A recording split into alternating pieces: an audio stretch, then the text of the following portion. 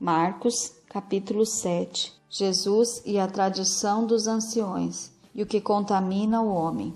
Ora, reuniram-se a Jesus os fariseus e alguns escribas, vindo de Jerusalém. E vendo que alguns dos discípulos dele comiam pão com mãos impuras, isto é, por lavar, pois os fariseus e todos os judeus, observando a tradição dos anciões, não comem sem lavar cuidadosamente as mãos.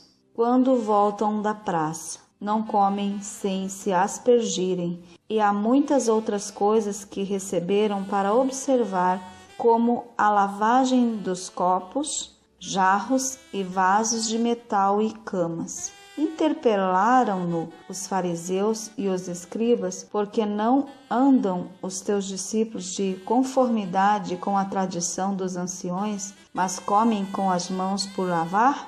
Respondeu-lhes: Bem profetizou Isaías a respeito de vós, hipócritas, como está escrito: Esse povo honra-me com os lábios, mas o seu coração está longe de mim, e em vão me adoram, ensinando doutrinas que são preceitos de homens, negligenciando o mandamento de Deus. Guardai a tradição dos homens. Jeitosamente rejeitais o preceito de Deus, para guardardes a vossa própria tradição. Pois Moisés disse: Honra teu pai e a tua mãe, e quem maldisser a seu pai ou a sua mãe seja punido de morte. Vós, porém, dizeis: Se o homem disser a seu pai ou a sua mãe: Aquilo que poderias aproveitar de mim é corbã, isto é, oferta para o Senhor. Então o dispenseis de fazer qualquer coisa em favor de seu pai ou de sua mãe, invalidando a palavra de Deus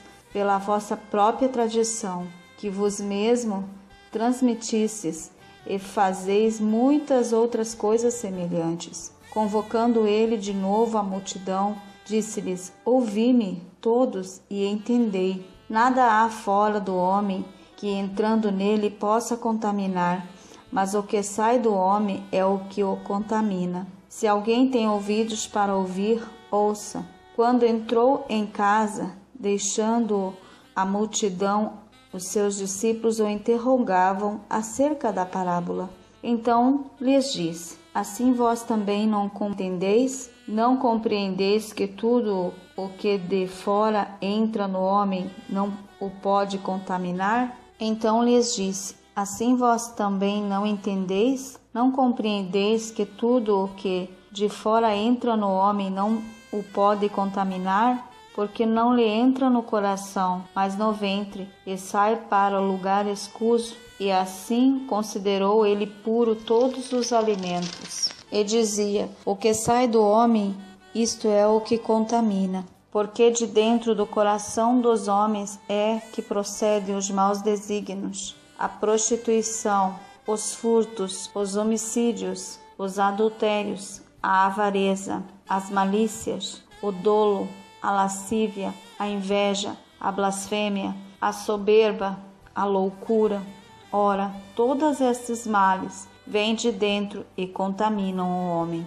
A mulher Ciro-fenícia, levantando-se, partiu dali para as terras de Tiro e Sidom.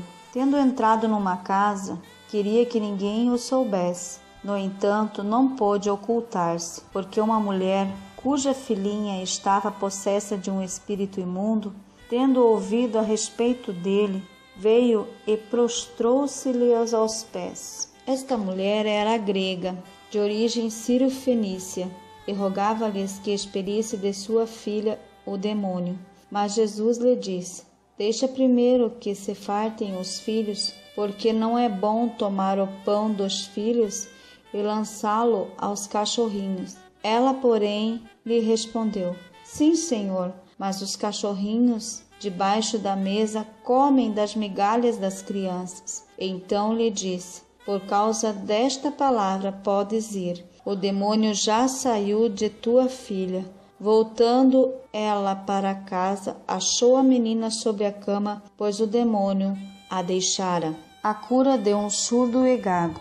De novo se retirou das terras de Tiro e foi para Sidom, até ao mar da Galileia, através do território de Decápolis. Então lhes trouxeram um surdo e gago, e lhes suplicaram que impusesse as mãos sobre ele. Jesus, tirando-o da multidão à parte, pôs-lhe os dedos nos ouvidos e lhe tocou a língua com saliva.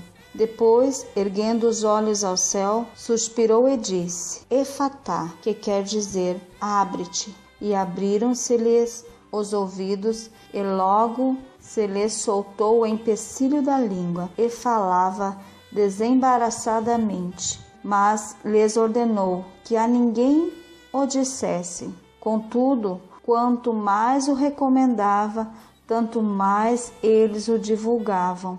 Maravilhavam-se sobremaneira, dizendo: tudo ele tem feito esplendidamente bem. Não somente faz ouvir os surdos, como falar aos mudos.